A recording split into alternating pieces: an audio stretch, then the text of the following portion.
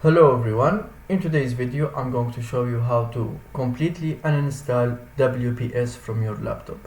So first you are going to click here in the search and then you are going to choose control panel. You just select this one, then you select programs. After that you select the first option, programs and features, and then in the search here you can type WPS.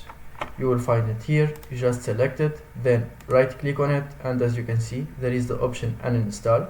After you finish the first step you are going to click on the search and then you are going to search for WPS, and then you just right click on it, you click on open file location. Of course probably you will see like a white file. You just open file location, and then as you can see here you will find it here. You just right click on it and choose open file location, and then you just go to local, and as you can see here there is Kingsoft. You just select this one and delete it, and that's it.